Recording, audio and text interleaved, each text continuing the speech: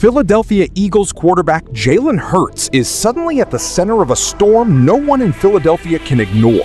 No A.J. Brown, a rebuilt wide receiver room, and all eyes now locked on DeVonta Smith to carry WR1 expectations alone.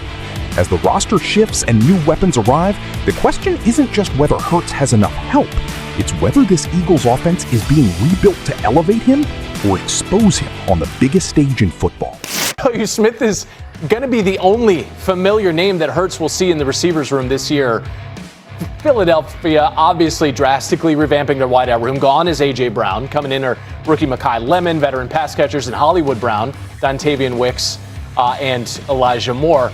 As we're back with Kimberly, what's your biggest takeaway from this Eagles offseason that now has positioned the groom, DeVonta Smith, as the wide receiver one? So you know what's funny? When I have this conversation with people in Philly, that one person said to me, oh, you see he's coming, you see that he's emerging as the wide receiver one? Like, DeVonta Smith has always been that dude. He's been that quiet assassin. Like, he's that guy that whatever the stage is, he can make the big play. And he's done that multiple times in Super Bowls and big games. So I think in Philly, they don't feel like this is DeVonta Smith finally stepping into wide receiver one. He may be more quiet as far as compared to A.J. Brown, and he keeps his feelings to himself, but that doesn't mean that DeVonta sees a shift. He's always had that wide receiver one attitude. Heisman Trophy winner. Jordan Rogers, you are our quarterback whisperer here, our guru. If A.J. Brown is now catching balls from Drake May in New England, is there enough around Jalen Hurts to once again get the Eagles back to where they want to go? Absolutely. I'll echo what Kimberly said right there. I think he is a bona fide number one on any roster, and I think he's going to have a chance to prove that. But it will be a little bit of addition by subtraction. I don't mean that in any disrespect to A.J. Brown. He's one of the best receivers in the entire league. But I feel like at times Jalen Hurts was managing egos on the sidelines more than he was playing the position. And in this new system under Sean Mannion, they don't necessarily need a receiver to go out and get 1,200, 1,300 yards. I mean, he was with Green Bay, cutting his teeth under Matt LaFleur. They hadn't had a 1,000-yard receiver since Devontae Adams in 2021. So this is a scheme that spreads the field. And I think they got a little stagnant last year. And if you look at the numbers, Jalen Hurts over the last 2 years had the lowest percentage of targets between the numbers of any quarterback by a wide margin. They're going to start to attack the middle of the field. They're going to make defenses cover you at 53 1/3. And Makai Lemon is a huge addition and will be so good between the numbers to complement DeVonta Smith. Something is shifting in Philadelphia, and it is not subtle. A franchise that was once built on dominance now feels like it is standing on a knife's edge. The question is no longer about potential, it is about survival. Jalen Hurts is suddenly at the center of a storm that is growing louder by the hour. No A.J. Brown, a completely reshaped wide receiver room, and an offense that feels like it is being rebuilt in real time while the season is already looming. Because if this experiment fails, there is no safety net left. This is no longer the loaded Eagles offense the league feared. This is something unknown, unpredictable, and maybe even dangerous for the man under center. And to understand how this pressure exploded so fast, you have to look at what was taken away. The Eagles didn't just tweak the roster, they tore at its foundation. Gone is A.J. Brown, one of the most physically dominant receivers in football, a 1,000-yard machine, a red zone nightmare for defenders. In his place, a new and unstable structure. Rookie My Lemon, veteran speed threat Hollywood Brown, depth pieces like Dontavian Wicks and Elijah Moore, a receiver still searching for consistency at the highest level. This is not continuity. This is reconstruction under pressure. Philadelphia has gone from one of the league's most feared duos to a question mark heavy rotation that has never played a full season together. And that changes everything for Jalen Hurts. Because chemistry in the NFL is not optional. It is oxygen. And in the middle of this chaos, one name is being pushed into a spotlight he cannot escape. In Philadelphia, the conversation has shifted toward one man. DeVonta Smith. Some call it a promotion. Others call it pressure. But inside the building, there is a belief that is far more dangerous for the rest of the NFL. Smith was never becoming a wide receiver one. he already was one. A Heisman Trophy winner, a postseason performer, a receiver who has already delivered on the biggest stages, including Super Bowl moments where pressure turns most players invisible. At 6'0", 170 pounds, he is not built like a traditional alpha receiver. But his game is built on something harder to measure: timing, precision, and silence before impact. Now, without A.J. Brown commanding double coverage, Smith steps into full defensive attention. And that changes the math entirely. Every CB1 matchup, every bracket coverage, every safety leaning his direction. This is no longer a supporting role. This is survival as WR1. But while Smith rises into the spotlight, the bigger debate is turning toward the man delivering him the football.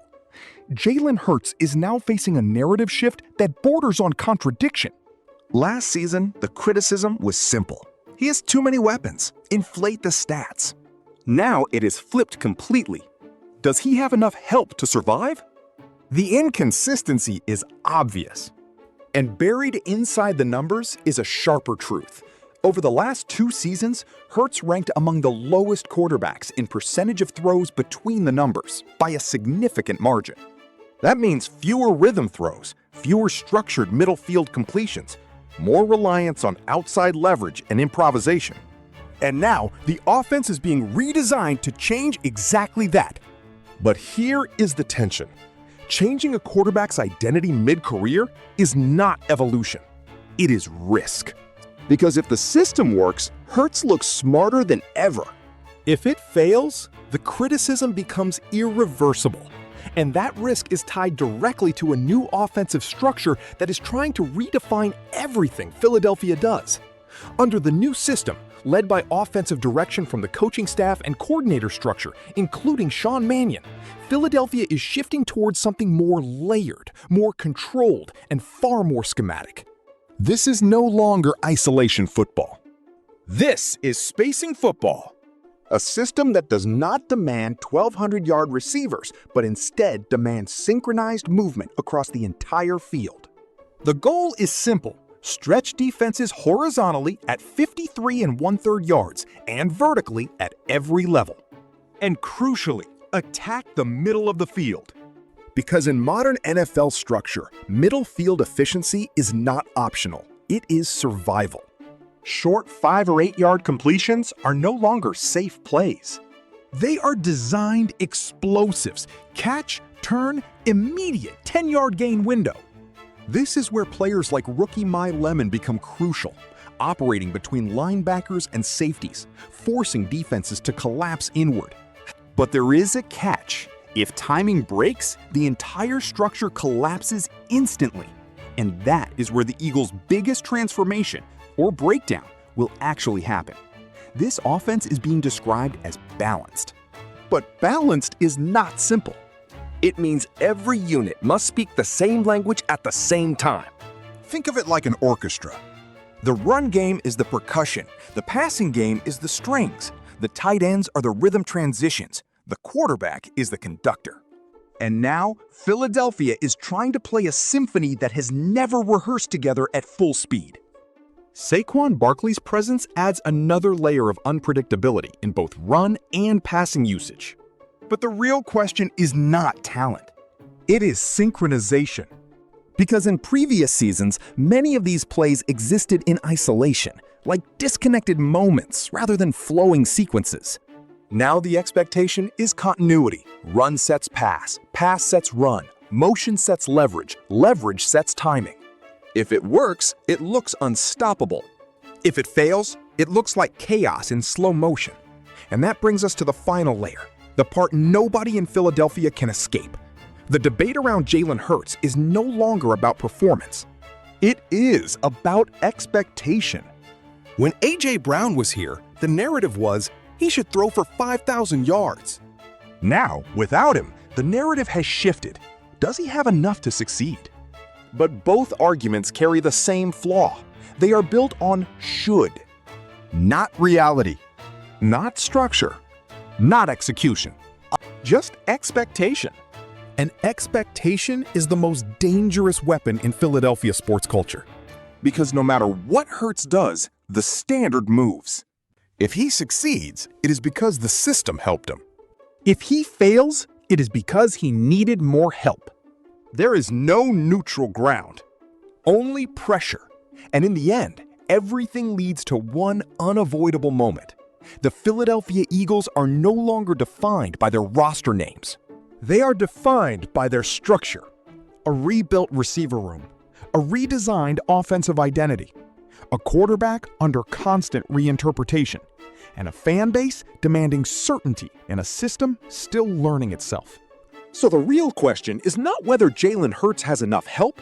It is whether this offense is being built to elevate him or expose him on the biggest stage football has to offer. Because in Philadelphia, there is no such thing as quiet transition. Only pressure waiting to explode. And the answer will not be debated. It will be proven on the field. Yo, mic check 1 to 2, -1, -2. Game over for this video, folks. Smash that like button, drop a comment, and subscribe to stay in the huddle for more. This is NFL Madness, bringing the heat and signing out.